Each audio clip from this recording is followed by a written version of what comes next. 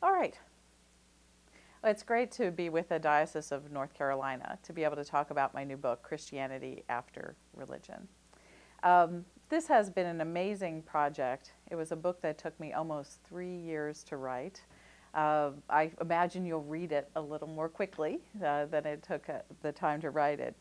And it started when I finished the book, Christianity for the Rest of Us. And I know that a lot of people who are familiar with my work are familiar with that older book.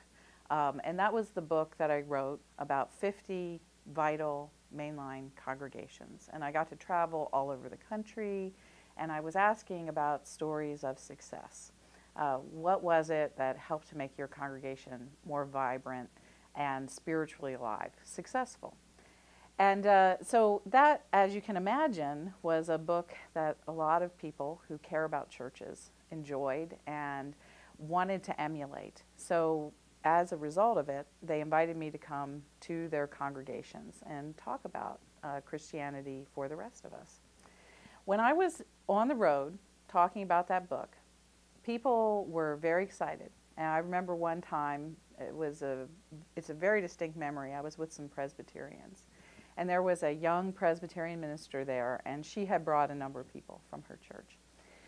They were very excited about becoming what they said a practicing congregation. And so they asked a lot of questions, and the young minister said, "We're ready to go. We really want to become a congregation that is centered around hospitality and prayer." She said, "But we have a problem." And I said to her, "Well, what's that?" And she responded by saying, "We want to become a congregation that practices our faith, but how do you create a community of practice when people only come to church once every 6 weeks?" And I really stopped, and I thought about her comment for a long time. I don't even know what I answered after she asked me the question, but the question stuck with me.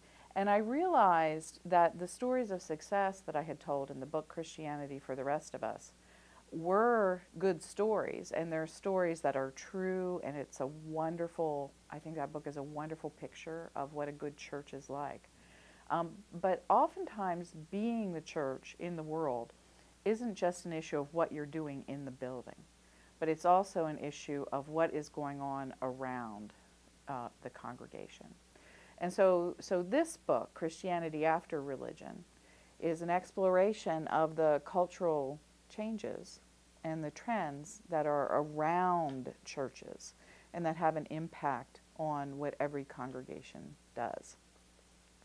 In that way, I sometimes have taken to describe the new book by using an analogy that comes from our larger culture. And that is, there is a difference between weather and climate.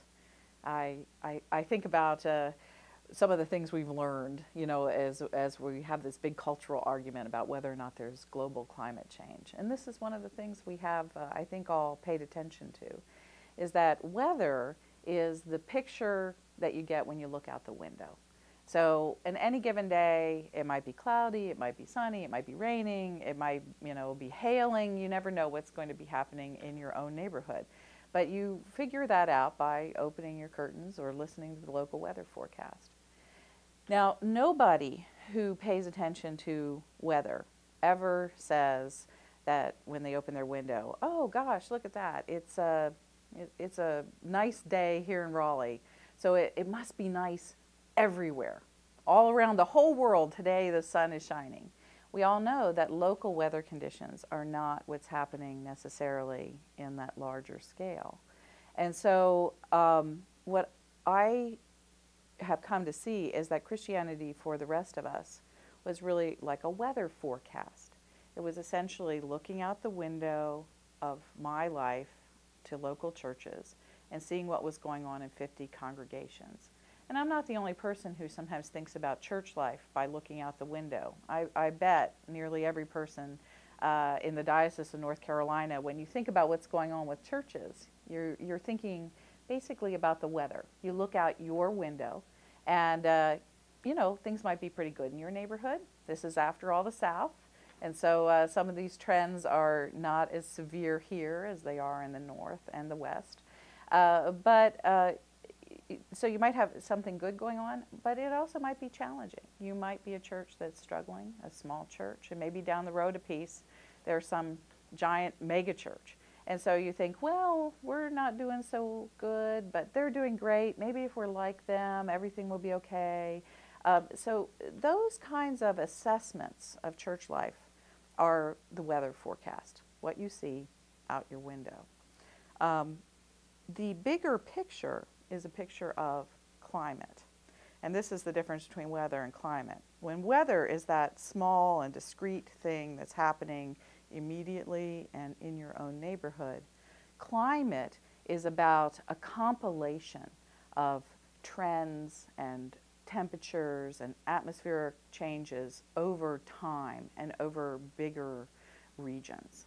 And so the difference between weather and climate is the local and the discrete versus the universal and the long term. So Christianity for the Rest of Us is a book about climate change. It's about what the climate is for faith, whereas Christianity for the Rest of Us, the older book, was about the weather forecast in 50 congregations. And I think this is a very helpful way for congregations to discuss the future. Whereas the weather might be good, and I fully expect that the weather is very good in a lot of the congregations in the Diocese of North Carolina. What eventually happens with global climate change is even in places where the weather has been pleasant and the crops are growing and the winter hasn't been very severe, eventually the climate as it changes will have an impact even on local weather. And so if we talk about a global climate change of spiritual life, of religious life, even where congregations are successful, those changes are going to have an impact on congregations of the future. So these are the kinds of things that I've been thinking about, and that I really have appreciated the ability to invite my friends into a set of questions of thinking about those larger trends and their impacts on congregational life. And I do that because I care. I have no desire to see the Episcopal Church go away. I want it to be enormously successful. I want our community to be able to sing and thrive in the future, and I want it to be there for my daughter, and one day when she's old enough, for her children and her children's children. So it's very important for us, in the same way as we think about climate and weather related to the life of our planet, we have to think about climate and weather related to the life of our spiritual communities, our faith communities. And so I want to think about, how do we plan for a church that's being affected by global climate change related to spirituality? And that sparks my imagination. And I hope it will spark yours too. And I hope that that language will help the Diocese of North Carolina as you move into the future. I think about the difference between what's happening in your neighborhood and what's happening in that larger system of climate related to faith that surrounds us all here in North America.